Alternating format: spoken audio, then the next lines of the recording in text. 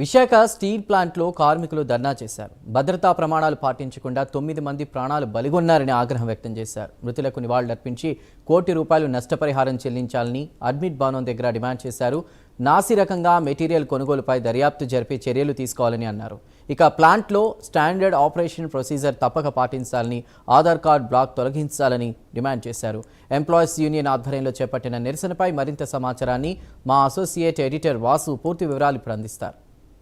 Steel plant వరుస ప్రమాదాలపై కార్మికులు కార్మిక కుటుంబాలు కూడా ఆందోళన చెందుతున్నాయి. ఇప్పటికే 9 మంది మృతి చెందడం జరిగింది.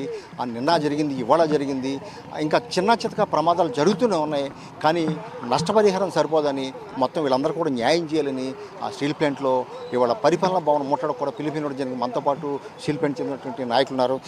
సార్ చెప్పండి సార్, ప్రధానమైన డిమాండ్ ఏంటి? ఇప్పటికే 9 మంది చనిపోయారు, ప్రమాదాలు కూడా ఆగట్లేదు. మీ ప్రధానమైన డిమాండ్ ఏంటి? విశాఖపట్నం స్టీల్ ప్లాంట్లో జరిగిన దుర్ఘటన, తద్వారా స్పాట్లో 8 మంది చనిపోయారు, మరొకరు చనిపోయారు, ఇంకొకరు సీరియస్గా ఉన్నది. ఈ పరిస్థితుల్లో దీనికి జరిగిన కారణాలు ఏమిటి? కారణాలు కళ్ళ కొట్టిన కనపడుతుంది. నాసిరకం రాంపేటలు వాడుతున్నారు, ఫెర్రైల్స్ అన్నీ కూడా నాసిరకం అని చెప్పేసి. రెండవది, తగిన మ్యాన్ పవర్ అక్కడ లేదు. 20 మంది పనిచేయాలన్న మిషన్ దగ్గర 11 మంది పనిచేస్తూ ఉన్నారు. మూడోది, స్టాండర్డ్ ఆపరేషన్ ప్రొసీజర్స్ అన్నీ కూడా వైలేట్ చేశారు. ఈ 3 కారణాలు చాలు ఆ యాక్సిడెంట్ అవడానికి. ఇది సర్కారు హత్యలు తప్ప ప్రమాదం కాదు, తెలిసే జరిగినాయి. కాబట్టి ఇలాంటి ప్లాంట్లో చాలా చోట్ల ఇలాంటి అన్సేఫ్ కండిషన్స్తో పనిచేస్తూ ఉన్నారు. వీటికి పరిష్కారం ఏమిటి? దీనికి ప్రభుత్వం సమాధానం చెప్పాలి, యాజమాన్య సమాధానం చెప్పాలి. రెండో పక్క చనిపోయినాయన్ని ఢిల్లీ నుంచి 6 గంటలు వచ్చారు మంత్రి గారు అని చెప్పేసి లోకేష్ గారు చెప్తా ఉన్నారు. సంతోషంగా వచ్చారు. వచ్చి ఏం ప్రకటించారు? 5 లక్షల రూపాయలనా? పక్కన ఎసెన్షియా కంపెనీలో ఈ మధ్య ఇదే ప్రభుత్వం 22 కోట్లు 22 మందికి ఇచ్చారు. హిందుస్థాన్ పాలిమర్స్లో ఎప్పుడో ₹1 కోటి ఇచ్చారు మనిషికి. 9 మంది చనిపోతే 9 పాతికలు ₹1,75,00,000 ఇచ్చేసి దులుపుకుని పోతానికి ఇది సరైన పద్ధతి కాదు. వారి కుటుంబాలకు ₹1 ఇవ్వాలని చెప్పేసి డిమాండ్ చేస్తా ఉన్నాం. సార్ చెప్పండి సార్, ఇప్పటికే మీ ప్రభుత్వం ₹1 కోటి పైన ఇచ్చేసాం, ఇన్సూరెన్స్ అన్ని కలిపి లెక్కలు చెప్తున్నారు. మరి ఏంటి ఇది, ఏం జరుగుతుంది సార్? వాస్తవంగా రాష్ట్ర ప్రభుత్వం ₹1 కోటి పరిహారం ప్రకటించాలండి. మీరు చనిపోయిన కుటుంబానికి ఏమిస్తున్నారు, క్షతగాతులకు ఏమిస్తున్నారని చెప్పినది మేము ప్రశ్నిస్తున్నాం.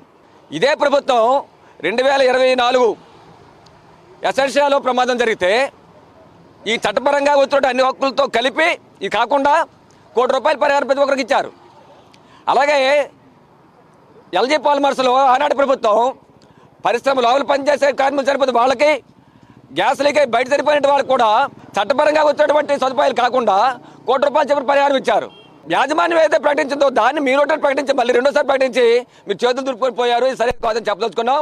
రెండో విషయం ఏంటంటే, కేంద్ర ప్రభుత్వం 2025 జనవరి 16వ తేదీన ఇక్కడ ఈ స్టీల్ ప్లాంట్ రివైవల్ కోసం ₹11,440 కోట్ల కేటాయించింది.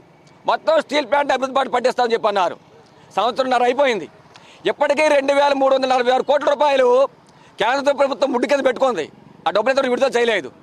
ఆ రోజు నుంచి మేము చెప్తున్నాం, వైజాగ్ స్టీల్ ప్లాంట్ బతికి పట్టుకట్టాలంటే మీరు స్టీల్ ప్లాంట్లో మెయింటెనెన్స్ సరిచేయాలి, యంత్రాలు కొత్త ఏర్పాటు చేయాలి, పాత యంత్రాలను మార్చాలని చెప్పని అప్పటి నుంచి మొత్తుకుంటున్నాం. సంవత్సరం అయింది, ఇంతవరకు దాని మీద ఎటువంటి చర్య తీసుకోవట్లేదు. దాని ఫలితంగా ఏమైంది? 2025లో 15 మంది కార్మికులు ప్రాణాలు కోల్పోయారు. అందులో పర్మనెంట్ ఎంప్లాయీ ఒకరు, కాంట్రాక్ట్ వర్కర్స్ 14 మంది. మొన్న దుర్ఘటనలో 9 మంది ప్రాణాలు కోల్పోయారు. వెరస 24 మంది ప్రాణాలు కోల్పోయారు. మేము కేంద్ర ప్రభుత్వాన్ని, రాష్ట్ర ప్రభుత్వాన్ని, అలాగే సీఎండీని ఏమి అడుగుతున్నాం, ఎంతమంది బలి కావాలండి మీ నిర్లక్ష్యానికి? ఇంకెంతమంది బలి కావాలి? కాబట్టి ఇప్పటికైనా సరే మీరు వైజాగ్ స్టీల్ ప్లాంట్ వివిధ విభాగాలు మెయింటెనెన్స్ కోసం, కొత్త యంత్రాల ఏర్పాటు కోసం ₹10,000 కోట్ల మీరు వెంటనే తక్షణమే కేటాయించి యంత్రాలు మార్చండి, మెయింటెనెన్స్ సరిచేయండి. తద్వారా స్టీల్ ప్లాంట్ పర్మనెంట్ కార్మికులు, కాంట్రాక్ట్ కార్మికులకు ప్రాణాలు కాపాడండి, వాళ్ళ కుటుంబాలు నిలబెట్టండి, రక్షణ కల్పించండి.